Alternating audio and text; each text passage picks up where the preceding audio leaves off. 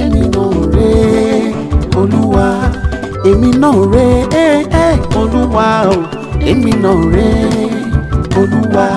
Mo wá dúpẹ́ oore aṣọdúnmọ́dún, mo wá dúpẹ́ oore aṣoṣùmọ́ṣù, mo wá dúpẹ́ oore ìgbà gbogbo.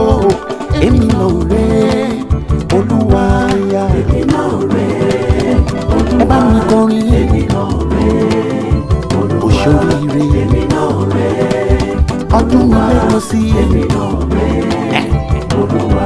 ọyìn Mo wá dúpẹ́ oore aṣọdúnmọ́dún, mo wá dúpẹ́ oore ó ti dolóríire mo wá dúpẹ́ oore ìgbà gbogbo. èmi náà rè Olúwa. Adenike Olayinka Orebiyi, ọmọ ọlọ́jọ́ ìbí ló ń dúpẹ́ oore àkàìkà tán láti inú oyún wá títí dọjọ́ òní. Ó tún lé ọdún kan sí, mélòó ló fẹ́ rántí. Adenike Olayinka, happy birthday. Èmi náà rè Olúwa, ọlọ́jọ́ ìbí, èmi náà rè Olúwa, congratulations. èmi náà rè Olúwa, Ìwọ ni èmi náà rè Olúwa. Mo wá dúpẹ́ oore aṣọdúnmọ́dún, mo wá dúpẹ́ oore aṣoṣùmọ́ṣù, mo wá dúpẹ́ oore ìgbà gbogbo. Olúwa. Ọlọ́jọ́ ìbí ló tún forin ọpẹ́ sẹ́nu tó wí pé see what the Lord has done, see what the Lord has done, what we waited for has come to pass, see what the Lord has done, hallelujah. See what the Lord has done, Ẹ̀lànà kọrin, see what the Lord has done, what we waited for has come to has come to pass. See what the Lord has done.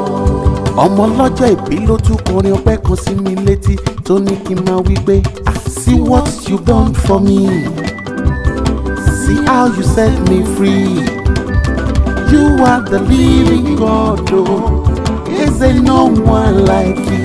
Ẹ̀lànà kọrin, See what you done for me, see what you've done for me, see oh, how you set me free. ó ga jù. You are the living God, oh, is there no one like you. Ọlọ́jọ́ ìbí tún wí pé gbọ́ná ọpẹ́ mi nǹkan ìtọ́, ojoojúmọ́ ni ó máa dúpẹ́, ẹ jẹ́ ká yan Ọlọ́run lógo, ojoojúmọ́ ni ó máa yọ̀, ìwọ ń bọ̀ Ọpẹ́ mi kò ìtọ́, ìtọ́, ojoojúmọ́ ni ó máa dùn. ojoojúmọ́ ni ó máa dúpẹ́, Jẹ́ ká yan Ọlọ́run lógo, ojoojúmọ́ ni ó máa yọ̀. ọlọ́jọ́ ìbí bẹ̀rẹ̀ kó o jó,